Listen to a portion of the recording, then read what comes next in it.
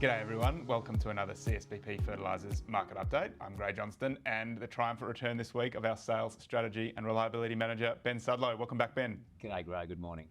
Thank you for joining us again, and we'll jump straight into what's been happening in global markets over the last couple of weeks since we last heard from you and your team. If we start with nitrogen, there's been a little happening in the world of urea. I think when we last spoke, which might have been 3 or 4 weeks ago, Gray, urea started moving up, which has done probably $40 since we last spoke. And look, in the last week, the Aussie dollar's fallen as well. But in the last week, prices just, I think one of the publications called it, the urea market is taking a breather, and it just dropped slightly from week to week. And with the Aussie dollar being down, it's probably meant week to week prices remain somewhat similar. And then ammonium phosphates, when we spoke with Jonathan Hams and Mark Robinson a couple of weeks ago, we were a little uncertain what the effect of the Hurricane Milton that had gone through Florida, which supplies some of our ammonium phosphates in the West Australian market. Can you tell us a little bit about what's developed in that market? Yeah, look, at that time, our supplier has got their production facilities across the mines and production facilities across the Florida Peninsula. They got hit pretty much straight on by that by the hurricane.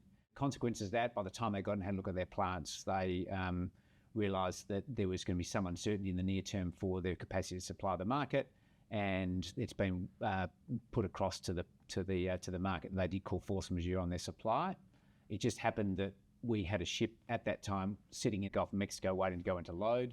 They hung out, waited for the hurricane to pass, and then moved up into Tampa to get loaded. And to the great credit of Mosaic, who's one of our longest term and most reliable suppliers, they've worked incredibly hard to get product to port, get a whole lot of things fixed. So the ship ended up berthing on schedule, despite the fact there's a force majeure clause on it.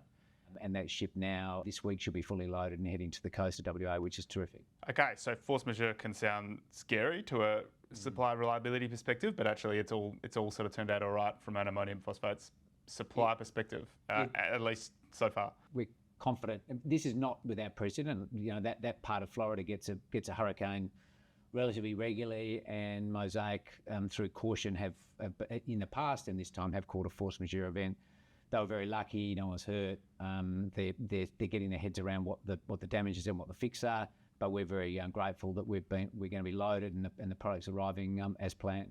And keen to, I guess, understand a little bit more of that, but also understand, has there been any sort of ramification on what's happened in the ammonium phosphate market in terms of pricing?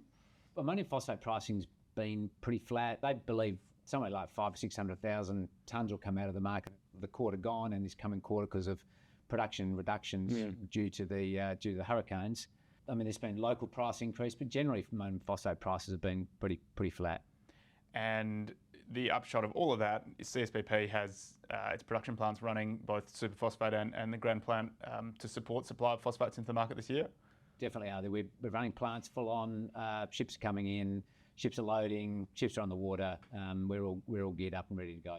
So that local manufacturer and that relationships with supplier are two of the things you mentioned that sort of underpin supply reliability that the CSBP can provide in this market. What else do you think about when we're talking about how we can assure that farmers get the product that they need when they need it? Yeah, look, I think messages around supply reliability is that urea as a commodity which sits in a big shed in the Middle East somewhere. It's a 46% nitrogen product, it's a white granule, and it's traded in US dollars.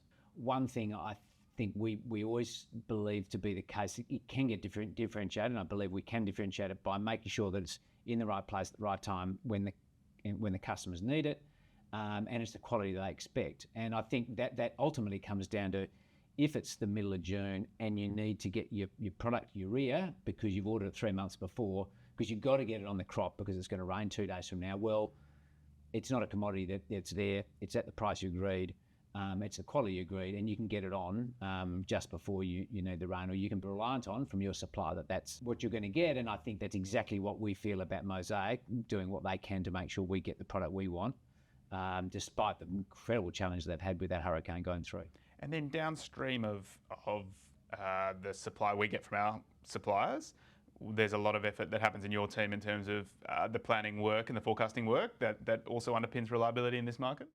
Yeah, so the way I see reliability is, yes, the supply part we've spoken about, and the second one is plan really heavily, very heavily about customers' forecast, our forecast of what demand's going to be, adjust that with how the season's going and the weather's going, and then plan really well to get the product to the right locations where it's needed, and then making sure with our shipping schedule, with the number of ships we have across the coast, to adjust that with where the ship's going. Can we drop off less here and more here to adjust for where the seasonal demand might be?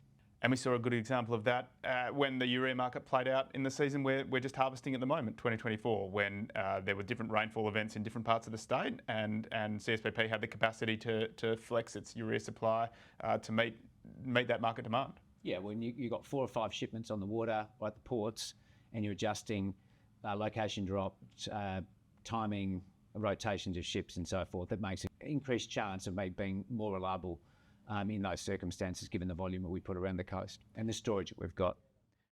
And so at the moment, we're in the thick of that, getting forecasts from customers and then turning that into a supply and manufacturing plan at the moment. And of course, the ability we have to manufacture here at CSBP Kwinana helps us, I guess, pivot as those different forecasts come in.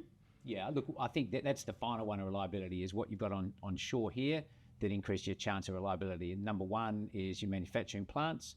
And you can adjust how much you make, when, product types and so forth as demand and forecast change, right up to the point of seeding. Number two, your capacity to store a whole lot of product in various locations close to market. And number three, your dispatch capacity to get it out at peak when you get those surges in demand, when things happen very quickly, as they do in agriculture reasonably often. Thank you, Ben, for that great overview of what's happening in urea, what's happening in ammonium phosphates. An interesting story there about the force majeure in the Mosaic plant, and then how we can relate that to supply reliability here in Western Australia. Great summary. Hope everyone's going well out as harvest kicks off in the grain growing areas of WA, and we'll see you again in another couple of weeks for another market update. Thank you. I'm Brad Johnston. Thanks, Ben Sudlow. See you all out there in Fertiliser World. Bye-bye.